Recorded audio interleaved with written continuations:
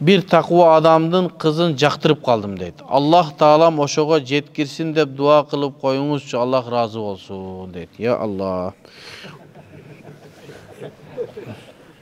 Ança azım neredegiler bardыгы dua surap чыгат. Че бардыгы тынч отурса индебейт дейсизби? Siz duadan birinci al kızdı jaktırgan bolsoңуз, bir görüp jaktırgan bolsoңуз, daroo ата-энеңизди жөнөтүңүz ошол жака.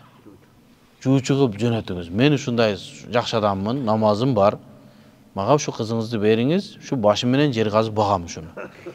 Деп, не кыласыз? Атаңызды жөнөтүңүз. Жөнүнө сырттан сүйүп жүрөсө, жүрөккө зыян болот, ооруйт алчу. Андан көрө ошону чечиш керек маселеничи. Маселе жүрөктү оорутуп не кыласыз? Андан көрө барып атаңызды жөнөтүңүз. Анан атасы макул десе, дароо үйлөнүңүз. Biz dua kılabız. Biz dua kılsak, atası ruhsat berбей koysa, dua ısraf bolot da. Oşun üçün ne kılabız? İnşallah Kuday Taalam bir nasip etken bolsun. Har bir adam jaktırganına jetsin. Peşenеңizге ушул жазган болсо, ушул насip etsin. Anan takwa adamdın deydi. Takwa adamdın kızın alam deseniz, özünüzde takwa oluşunuz gerek. Жақшы söz бар. Үйлөнөрдө кыз издебеш керек, эркек издеш керек дейт. Кандай эркек издейм мен? Үйлөнгөн ат кыз издейм, эркек мен издейм. Мен туура эмес түшүнүп калдыңыз окшойт. Жок, туура түшүнүп атам мен. Эркек изде деген нерсе ошол үй бүлөдөгү эркекти изде дейт. Ошол эркек таква, динчил болсо, ошол үйдө тарбияланган кыз ыймандуу кыз болот дейт. Эгерде ата сигарет чегип, тамеки чегип, арак ичип жүрсө, үйүндөгү кыз ыймандуу болуп калышы мүмкүн, бирок кыйын. Ошон үчүн үйлөнөрдө биринчи көзүнүн сулуулугунан башка жагына эмес, биринчи ата-энесин карап көрүш керек, анан кызы. Бул көз ушундай да, ушуну мен тажрыйбаман айтайынбы силергечи. Көз деген нерсе көргөн сулуулуктун баарын жакшы көрүп кала берет. Бул дүйнө калуучу нерсе да. Бирөөнүн үйүнө барсаң да жакшы көрүп каласың да, я Алла ушундай үй салсам деп. Көз ушундай да. Бир кызды көрдүңбү, ушун жакшы, ону алгыз кеткенден кийин, онудан бир кызды көрсөң, аны да жакшы көрө бересиң да. Көз ушундай. Биринчи көздөн мурда ата-энесин таап, ыймандуу семьяны таап туруп, анан кызды көрсөң дагы жакшы көрүп каласың. Ошон үчүн көздү сактап жүрүш керек. Ар ким сүйүп калбайчы. Көздү сактап жүрсөк, анан бербей койсо жүрөгү оор болот да. Ошон үчүн биринчи ата-энесин ыймандуу жакты табыш керек да. Анан көрүп сүйлөшүңүз эле жакшы көрүп каласыз. Себеби кыздар, аял затын Аллах Таала өзү жагымдуу, сулуу кылып жараткан. Иншалла жагат. Ошон үчүн иншалла дуа кылабыз. Кудай Таалам тилегиңизди берсин, бирок аракет да кылыңыз, Ассаламу алейкум. Багымды атка туруш кыйын болуп атат. Бул ноокатта окшойт. Эмне кылыш керек? Таква болуш өтө кыйын экен дейт. Азыркы мезгилде кыш мезгили келди. Кыш мезгили бул мусулмандын сезону. Бул мезгилде азыр 10да мен 10да уктайм мисалы. 10 ашпасам 10:30да кичине аялым менен урушуп кетсем 11:30, 11де уктайм. Ата 10:30да уктаймын.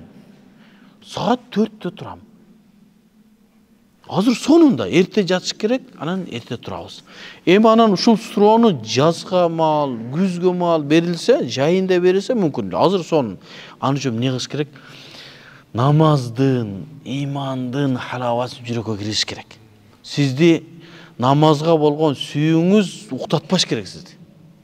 Билесизби?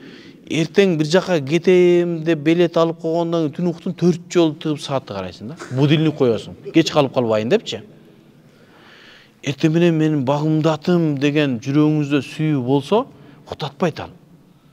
Иншалла, аны үчүн эмне кылыш керек? Сабактарга көп катышыш керек. Салих инсандар менен көп жүрүш керек. Арам жегенди токтотуш керек. Көп зикир кылыш керек. Пайгамбарга көп салават айтыш керек. Жамаат менен көп намаз окуш керек. Намаздын фазилеттерин көп угуш керек. Багымдаттын фазилетин, бейиштеги хурлайын, ушуларды эсептесеңиз уктабайсыз иншалла. Кудайым буйрса. Таква алуу үчүн ушул жолдор, иншалла. Assalamu alaikum ustaz. Allah sizden iki dünya razı olsun. Barımızdan Allah razı olsun. Bu dünya biz için Allah'ın razısızlığını tava turgan jeri. Allah'ın barımızdan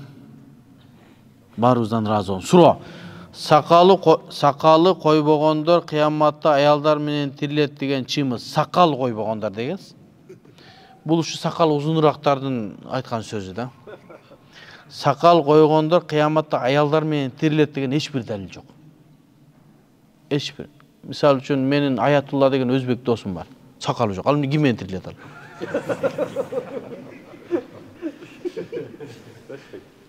Jo sakalı yok adamlar dile var da turabı. Alar mene kim meni tirilet? Ortada tirilet.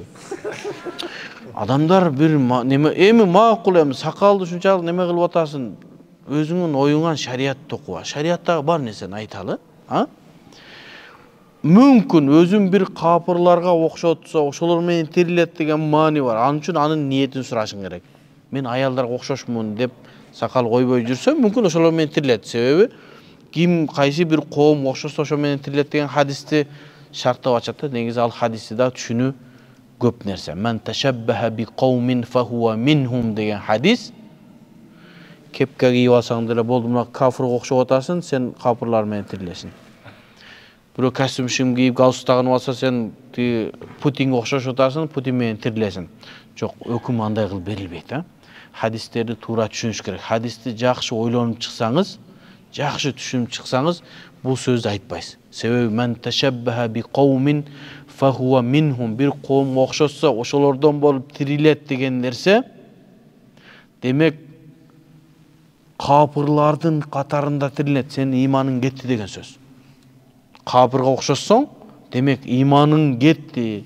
Kıyamatta kapırlardın katarında tirilesin деген söz. Oşonu sen bilbegen abalda kepke giygendi kafirga çıgaran bolasın. Oşon üçün ne kılışыбыз gerek? Hadislerden hüküm albastan. Sebebi hadislerden kimler hüküm alat? Mujtehid mutlaktar hüküm alat. Biz ne sebepten Hanafi mazhabын karmayınabız da otabız? Hadisten hüküm alalbagan üçün Abu Hanifa'nı erçip otabız da. Akidada İmam Maturidi erçip otabız. Sebebi hadislerden, ayatlardan hüküm alıp elderge şariat aytalbagan üçün şunu erçip otabız. Demek erçidin bir tarafta oldu. Taltay bir jarım maselengde Hanafisin da jarım maselengde mujtahid mutlaksın. Mujtahid mutlak degen nerse mazhab karmaş haram bolot o kişiге. Mujtahid mutlaklar hadisten, ayattan tüz hüküm alışat. Demek hadislerden emes biz fiqhti karashыбыз gerek. Fiqh bu zakon. Zakondon ne kılabız? Hüküm alabız. Zakonlarda oşo Abu Hanifa bizge zakondor жазып koygan. Daratın kançeň buzulat, orozon kançeň, namazın bardı zakondu tüzüp koygan. Oşol zakonga karap turup anan kийин ne kılabız? Hükümdördü alabız. Жаңы payda bolgan meseleler kayaktan alınat?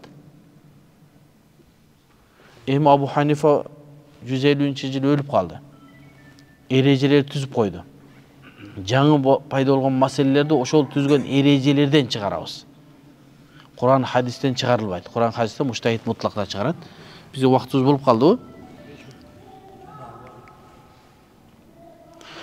Emi sakal koyu sünnet.